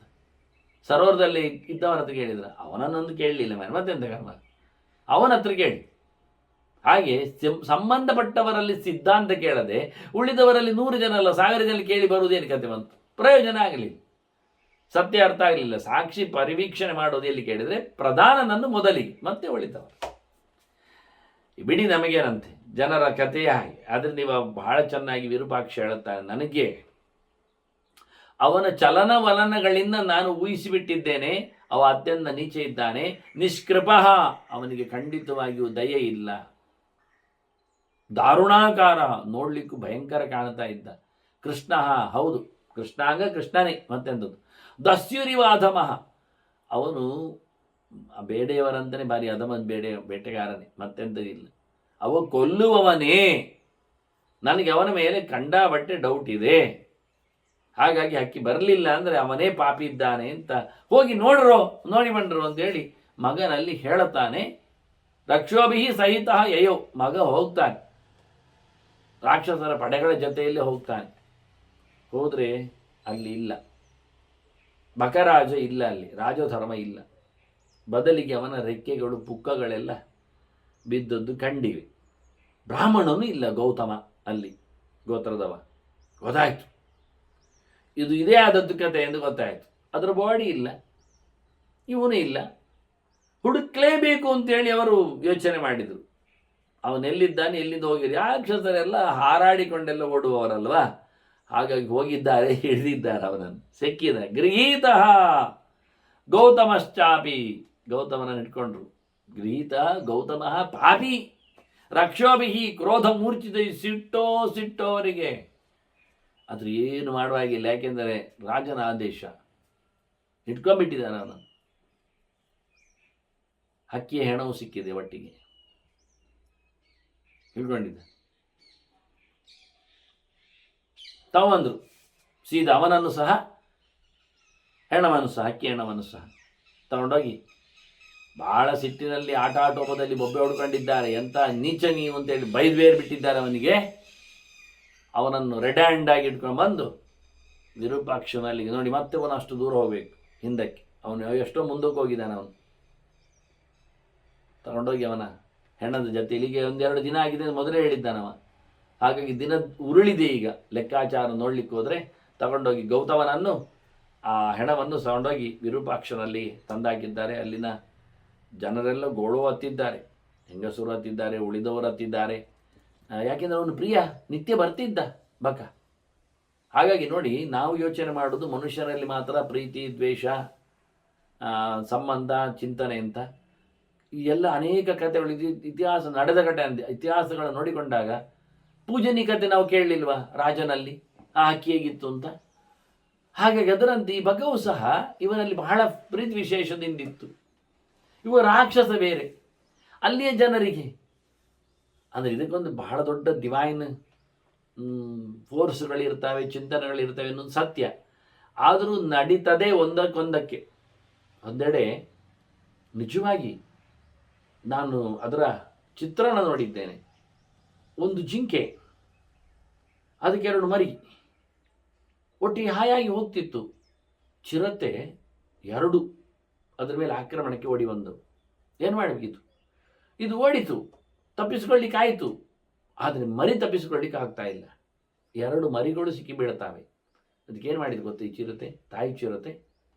ಆ ಮರಿಗಳನ್ನು ಬಚಾವ್ ಮಾಡಲಿಕ್ಕೋಸ್ಕರ ತಾನು ಸಿಕ್ಕಿಕೊಂಡು, ತಾನು ಅವುಗಳಿಗೆ 2 ಚಿರತೆಗಳು ಏಕಕಾಲಕ್ಕೆ ಅದರ ಮೇಲೆ ಹಾರಿವೆ. ಬಿಡಿಸಿಕೊಳ್ಳದೆ, ಓಡದೆ, ಸುಮ್ಮನೆ ಮರಿಗಳು ಓಡಲಿಕ್ಕೆ ಬಿಟ್ಟಿದೆ. ಎಂತಹ ಒಂದು ಅದರ ಕಣ್ಣಿನಲ್ಲಿ ಇರತಕ್ಕಂತಹ ಪ್ರೀತಿ ಗೊತ್ತಾ? ಎಂತಹ ಒಂದು ಅದ್ಭುತವಾದ ಬಚಾವು ಮಾಡಿದ, ಪ್ರಾಣವನ್ನು ಉಳಿಸಿಕೊಂಡ ಒಂದು ಆನಂದ ಗೊತ್ತಾ ಅವುಗಳಿಗೆ ಕಣ್ಣಿಗೆ. 2 ಏಕಕಾಲದಲ್ಲಿ ಚಿರತೆಗಳು ಅದರ ಮೇಲೆ ಹರಿತಾ ಇವೆ. ಆದರೆ ಅದರ ಕಣ್ಣಿನಲ್ಲಿ ಮಾತ್ರ ಆನಂದದ ಆ ಕುಡಿ. ತನ್ನ 2 ಮಕ್ಕಳು ಬಚಾವಾದವು, ನಾನು 2 ಮಕ್ಕಳನ್ನು ಉಳಿಸಿಬಿಟ್ಟೆ, ಅವುಗಳು ಓಡುವಂತೆ ಮಾಡಿದ್ದೇನೆ. ಅವುಗಳು ತಪ್ಪಿಸಿಕೊಂಡು ಹೋದವು, ಮತ್ತೆ ಇಲ್ಲ, ಮತ್ತೆ ಅವುಗಳ ಮೇಲೆ ಆಕ್ರಮಣ ಆಗಲಿ. ಇದು ಕಥೆಯಲ್ಲಿ ಆಗತಕ್ಕ ಬದಲಾವಣೆಗಳು. ಈಗ ಈ ಚಿರತೆಯ ಮೇಲೆ ತಪ್ಪಿಸಿಕೊಂಡು ತಾಯಿ ಜಿಂಕೆ ಉಳಿದು ಮತ್ತೊಂದಿಷ್ಟು ಮರಿಗಳನ್ನು ಹಾಕ್ಬೋದು ಬದುಕಿನಲ್ಲಿ. ಮಕ್ಕಳು ಹೋದರೆ ಏನಂತೆ? ನಾವು ಬ್ರಾಹ್ಮಣನ ಕಥೆಯನ್ನು ನೋಡಲಿಲ್ವ ಬಕಾಸುರನಲ್ಲಿ? ಆ ಸಿದ್ಧಾಂತಗಳು ವಿಚಿತ್ರವಾಗಿರ್ತವೆ, ವಿಪರೀತವಾಗಿರ್ತದೆ. ನಾನಿನ್ನೊಮ್ಮೆ ಎತ್ತುಕೊಳ್ಳುವುದು, ಈ 2 ಮಕ್ಕಳು ಹೋದದ್ದನ್ನು ಕಳ್ಕೊಂಡ ದುಃಖದಲ್ಲಿ ಇರುವುದು, ಇದೆಲ್ಲ ಯೋಚನೆ ಮಾಡಲಿಕ್ಕೆ ಅದಕ್ಕೆ ಆಗದೆ. ಆ ದುಃಖವನ್ನು ತಾನು ಕಟ್ಟಿಕೊಂಡು ಬದುಕಲು ಅಸಾಧ್ಯ ಎನ್ನುವ ಒಂದೇ ಒಂದು ಕೂಡಲೇ ನಿರ್ಧಾರದಲ್ಲಿ ಅದು ಮಾಡಿದ ನಿರ್ಧಾರ ಅಂದರೆ, ಆರಾಮವಾಗಿ ನನ್ನ ಆಯುಷ್ಯ ಮುಗಿದಿದೆ, ನನ್ನ ಬದುಕು ಕಳೆದಿದೆ, ನಾನು ಹೆಣ್ಣಾಗಿ ಹೆಣ್ಣತನದ ಮಕ್ಕಳ ಸೌಭಾಗ್ಯವನ್ನು ಪಡೆದಿದ್ದೇನೆ, ನಾನು ಒಂದಕ್ಕೆ ಆಹುತಿ ಆಗ್ತೇನೆ ಹೇಳಿಕೊಳ್ಳುವ ಒಂದು ನಿರ್ಭರವಾದ ಗಟ್ಟಿ ಧೈರ್ಯದಿಂದ ತನ್ನನ್ನು ಆತ್ಮಾಹುತಿ ಮಾಡಿಕೊಂಡು, ಕೊಟ್ಟುಕೊಂಡು, ಸಮರ್ಪಿಸಿಕೊಂಡು. ಎಂಥ ವಿಚಿತ್ರ! ಇಂಥ ಎಷ್ಟೋ ತಂದೆ ತಾಯಿಗಳು ತಮ್ಮ ಮಕ್ಕಳ ಏಳಿಗೆಗೋಸ್ಕರ ತಮ್ಮನ್ನೇ ಸಮರ್ಪಿಸಿಕೊಂಡವರಿರ್ತಾರೆ, ಏಣಿಯಾಗಿರ್ತಾರೆ. ಆದರೆ ಮಕ್ಕಳು ಮಾತ್ರ ಅವರನ್ನು ವೃದ್ಧಾಶ್ರಮದಲ್ಲಿ ಕೊನೆ ಹೆಣವನ್ನು ಮುಟ್ಲಿಕ್ಕೆ ಬಾರದ ಪರಿಸ್ಥಿತಿಯಲ್ಲಿ ಬಿಸಾಕಿ ಹೋಗ್ತಾರೆ ಅಂದಾಗ ಬೇಸರ ಆಗತ್ತೆ. ಸತ್ಯ ದರ್ಶನ ಆಗುವುದಿಲ್ಲ. ಎಷ್ಟೋ ತಂದೆ ತಾಯಿಗಳು ಎಷ್ಟೋ ಮಕ್ಕಳ ಭಾಗ್ಯಕ್ಕೆ ಕೊಳ್ಳಿಟ್ಟವರಿದ್ದಾರೆ, ಅಲ್ಲ, ಅಪವಾದಗಳು ಇವೆ. ಕಾಲಿ ಎಳೆದವರಿದ್ದಾರೆ. ಅವುಗಳ ಸಮಾಧಿ ಮೇಲೆ ಮಕ್ಕಳನ್ನು ಕಾಲಡಿ ಹಾಕಿ ಮೇಲೆ ನಿಂತ ಸಿಂಗನೂ ಇದ್ದಾನೆ. ಸಿಂಗ ಅಂದರೆ ಮಂಗ, ಅದು ಸರಿ. ಆತ್ಮಾನಂ ಸತತಂ ರಕ್ಷೆ ದಾರ ಇರಬಿ ಧನ ಇರಬಿ ಅಂತ ಮಗು ಮಂಗವನ್ನು ಕಾಲಡಿ ಹಾಕಿ ಮೇಲೆ ಮೂರೆ ಹಾಕಿ ನಿಂತ ಕಪಿಗಳು ಬಂದಿದ್ದಾವೆ. ಇಲ್ಲ ಅಲ್ಲ, ಎಲ್ಲವೂ ಇದೆ, ಎಲ್ಲವೂ ಕಾಣಲಿಕ್ಕೆ ಬರುತ್ತೆ. ಅಂದರೆ ಆಯಾ ವಿಭಿನ್ನವಾದ ಥೀಮ್ಸ್ಗಳು ಅರ್ಥಾಗತ ಕೊಂಡಿಗಳಾಗಿರ್ತವೆ. ಹಾಗೆ ಈ ಬಕ ಅದರ ಸಾವಿನ ಹಿನ್ನೆಲೆಯಲ್ಲಿ ರಾಕ್ಷಸ ಸಂತಾನ ಬೊಬ್ಬಿಡುವುದು ನೋಡಿದರೆ ವಿಚಿತ್ರವಾಗಿ. ಇದಕ್ಕಾಗಿ ಕೆಲವು ಇಲ್ಲಿ ಗೆರೆಗಳು, ಒಂದು ದೃಷ್ಟಿಯಿಂದ ಪಾಠಾಂತರಗಳು ಅಂತ ಹೇಳಬೇಕು ನಾನು. ಮಹಾಭಾರತದ ಗೆರೆಗಳೆಲ್ಲ ಇವೆ ಮೂಡಿವೆ. ನಾನು ಆದಷ್ಟು ಪಾಠಾಂತರಗಳ ಬಗ್ಗೆ ಹೆಚ್ಚು ಓಡಿಸಿಕೊಳ್ಳದೆ ಕಥೆಗಳನ್ನು ಸುಮಾರಾಗಿ ಹೆಚ್ಚು ಪಾಠಗಳಲ್ಲಿರುವ ವಾಕ್ಯಗಳನ್ನಷ್ಟೇ ಎತ್ತಿಕೊಳ್ಳುವ ಮೂಲಕ ಅನೇಕ ಉಪಪಾಠಗಳ ಬಗ್ಗೆ ಹೆಚ್ಚು ಮಾತಾಡಿಕೊಳ್ಳೋದು, ಅಲ್ಲೆಲ್ಲ ಬಹಳಷ್ಟು ದೊಡ್ಡ ಮಟ್ಟಿನ ಕಥೆಗಳು ನಡೆದಿವೆ. ಮುಂದೆ ವಿರೂಪಾಕ್ಷ ಏನು ಮಾಡಿದ, ಬಕ್ಕನ ಹೆಣೆ ಏನಾಯಿತು, ಗೌತಮನ ಪರಿಸ್ಥಿತಿ ಏನು, ಬೊಬ್ಬೆ ಹೊಡಿತಾ ಇದ್ದಾವೆಲ್ಲ, ಸಾಯಿಸ್ರಿ ಇವನನ್ನು ಬಡದಾಕಿರಿ, ಕೊಂದು ಬಿಡ್ರಿ ಅಂತ ಅಲ್ಲಿವರೆಗೂ ಓಡ್ತಾ ಇದ್ದಾರೆ. ಹಾಗಾಗಿ ಈ ಕತೆ ಭೀಷ್ಮರಿಂದ ಯಾವ ನೆಲೆಯಲ್ಲಿ ಸಂದೇಶವಾಗಿ ಧರ್ಮರಾಜನಿಗೆ ಮಿತ್ರದ್ರೋಹಿಯ ಒಬ್ಬ ಕೃತಜ್ಞನ ಪರಿಸ್ಥಿತಿ ಏನು ಧರ್ಮಶಾಸ್ತ್ರದಲ್ಲಿ ಎನ್ನುವುದು ನೋಡ್ಲಿಕ್ಕೆ ಬೇಕು ನಮಗೆ. ಹಾಗಾಗಿ ಉಪಕಾರ ಮಾಡಿದ ಪಾಂಡುರಾಜ, ಮೆರೈಸಿದ ಧೃತರಾಷ್ಟ್ರನನ್ನು, ಸಂಪತ್ತನ್ನು ತಂದಾಕಿ ಆ ಧೃತರಾಷ್ಟ್ರ ಮನೆಯಲ್ಲಿ ಪಾಂಡುರಾಜ ಹಾಕಿದ ಸಂಪತ್ತಿನ ಸಂಗತಿಗಳನ್ನೇ ಉಂಡು ಬದುಕಿದವರು ಕೌರವರು. ಹಾಗಿರುವಾಗ 5 ಮಕ್ಕಳಿಗೆ ಜಾಗ ಕೊಡದೆ ಅನಾಯಾಸವಾಗಿ ಅನ್ಯಾಯವಾಗಿ ಉಳಿದವರನ್ನು ಬಲಿಕೊಟ್ಟ ಈ ಪ್ರಕರಣ ಯೋಚನೆ ಮಾಡಿದರೆ ಮಿತ್ರದ್ರೋಹಿ ಕೃತಜ್ಞ ಅನ್ನೋ ನೆಲೆಯಲ್ಲಿ 100 ಜನರ ಪಟ್ಟಿ ಬರುವ ಅಷ್ಟು ಚಿಂತನೆಗಾಗಿ ಈ ಕತೆ ಎತ್ತಿ ನಿಂತಿದೆ. ಹಾಗಾಗಿ ಧರ್ಮರಾಜ ಬಹಳ ಚಂದವಾಗಿಯೇ ಹತ್ತಿರದಲ್ಲೇ ಹಿಚುಕಿ ಭೀಷ್ಮರನ್ನು ಮಾತಾಡಿಸಿದ್ದಾನೆ ಎನ್ನುವ ಕಥೆಯಲ್ಲಿ ಇದರ ಚಿಂತನೆಯನ್ನು ನಾವು ಮತ್ತೆ ಮುಂದುವರಿಸುವ ವಂದನೆಗಳೊಂದಿಗೆ. ಶ್ರೀಕೃಷ್ಣ ಅರ್ಪಣಮಸ್ತು. ನಾರಾಯಣ ನಾರಾಯಣ ನಾರಾಯಣ.